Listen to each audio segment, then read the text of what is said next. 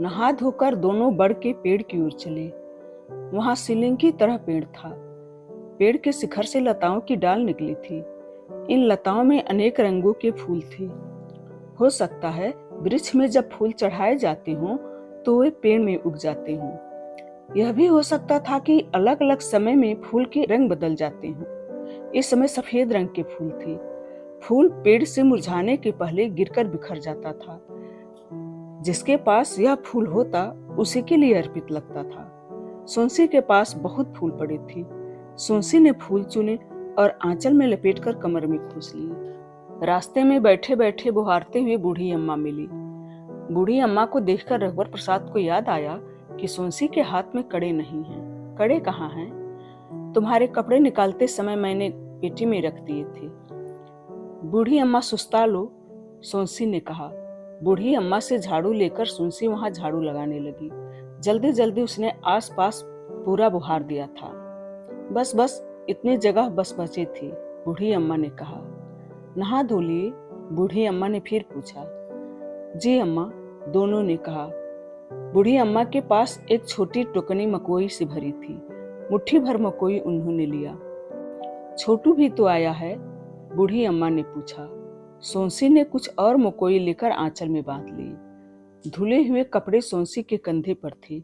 उसी पर सोंसी ने एक फल और मकोई की पुतली को लटका लिया था। एक जगह पेड़ों से बंधे दो झूले थे।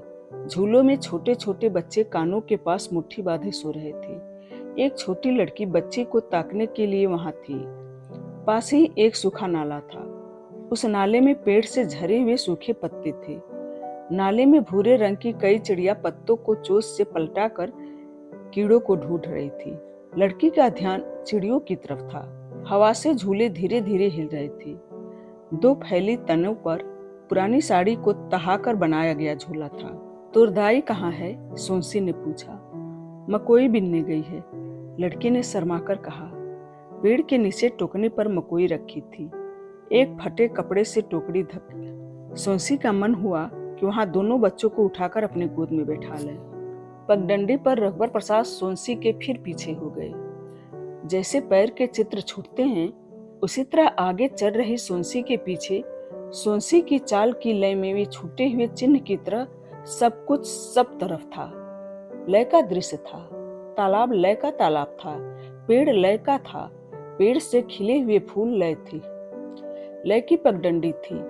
रघुवर प्रसाद के पैरों में चलते हुए थिरकन थी। आकाश से लेकर धरती तक सोंसी और रघुवर प्रसाद का घराना था। जो स्थिर था उसका झूमना स्थिर झूमना था। एक बड़ी चट्टान झूमते हुए स्थिर दिख रही थी। रघुवर प्रसाद सोंसी की चाल देखते हुए चल रहे थे। तुम मेरे पीछे पीछे क्यों चल रहे हो? सोंसी ने मन ही मन सब जानकर पूछा। तुम्हारा चलना देखते हुए चल रहा हूँ, रघुवर प्रसाद ने चुप रहकर मन ही मन उत्तर दिया। झाड़ियों में कपड़े सुखाने के बाद सोंसी कमरे में कूदी। रघुवर प्रसाद पहले कूद गए थे। अम्मा कहाँ गई? छोटू भी नहीं है, बाहर बैठे होंगे, देर हो गई। हाँ, देर हो गई।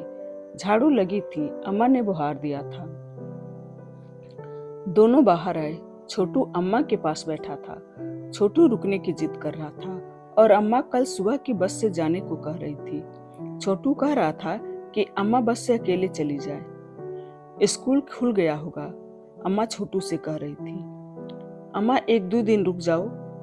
तब सोंसी ने कहा, जाना पड़ेगा, रघुवर के पिता को अकेले दिक्कत होगी। 2 दिन का कहकर आई थी। अम्मा जानती थी कि छोटू अभी रुकने को तैयार है। कल जाने के रिक्शे में सबसे पहले बैठ जाएगा। अम्मा मान गई कि छोटू रुक जाएगा। छोटू ने कहा कि वह अम्मा को छोड़ने बस स्टैंड तक जाएगा। तू किसके साथ गांव जाएगा? रघुवर प्रसाद ने पूछा। अकेले चला जाऊंगा, छोटू ने कहा। छोटू ने रघुवर प्रसाद से पूछा, आज हाथी आएगा? आज नहीं आएगा, आज इतवार है, साधु की तबीयत भी ठीक नहीं है। वह रहता कहाँ है? छोटू ने पूछा। खैरागढ़ बाड़ा में। कल मैंने उससे पूछा था। वहाँ राजा का खंडहर मकान है। मकान की दलान में वह रहता है और हाथी पेड़ से बंधा रहता है। उधर घूमने चलेंगे? छोटू ने पूछा। तुम तो रुक रहे हो, फिर कब चलेंगे? छोटू ने कुछ नहीं कहा। अम्मा अंदर चली गई तो सुनसी ने रघुवर से कहा, अम्मा रुक जाती तो अच्छा था, छोटू का भी मन है। पेड़ पर छुपने वाले लड़के का पिता सड़क पर डंडा लिए सोनसी को दिखा। सोनसी ने रघुवर को बताया, वह आदमी बीड़ी पीने वाले लड़के का पिता है जो डंडा लिए है, उसे तो कई बार देखा है। डंडे वाला आदमी इधर उधर देखते हुए जा रहा था। अपने लड़के को ढूंढ रहा है ताकि पकड़कर घर ले जाएं। पकड़कर ले जाने के लिए नहीं, लड़के को दिख जाने के लिए ढूंढ रहा है। लड़का उसे न दिखे पर छुपा हुआ लड़का उसे देख ले, जिससे मालूम हो जाए कि उसका दद्दा घर पर नहीं है। लड़का बता रहा था कि जब तक दद्दा घर पर रहता है वह घर नहीं जाता। अपने घर से दूर जा रहा है कि लड़का समझ ले कि वह बहुत देर तक नहीं लौटेगा, रघुवर प्रसाद ने कहा। अपने घर से दूर जा रहा है कि लड़का समझ ले कि वह बहुत देर तक नहीं लौटेगा, रघुवर प्रसाद ने कहा। डंडे वाला सतर्कता से इधर उधर देख रहा था। लड़के को यदि वह धोखे से देख ले तो लड़के को पता न चले कि उसने देखा है। रात में जब रघुवर प्रसाद लड़कों को पढ़ाते थे तब वह डंडा लिए सड़क पर घूमता हुआ दिखाई दे जाता था। बिजली के नीचे पढ़ने वाले लड़कों के पास यूं ही खड़ा हो जाता था। रघुवर प्रसाद सड़क पर पढ़ाते थे, इसीलिए उसे कुछ कह नहीं सकती थी। सड़क सबके आने जाने के लिए थी। यहाँ लड़कों के चारों तरफ कुछ लोग भीड़ लगा लें तो क्या कर सकते थे? मना तो नहीं कर सकते थे। कक्षा में पढ़ाते होते तो मना करते। सड़क पर गाय आकर खड़ी हो जाती थी, पगुराते हुए वहीं बैठ जाती थी। लड़कों के पास गोबर या पेशाब करने लगती थी, तब वहां से हटना पड़ता था। बिजली के खंभे के नीचे पर्याप्त उजाला रहता था। बिना कैंडल की भी पढ़ाई हो जाती थी और मिट्टी तेल की बचत हो जाती।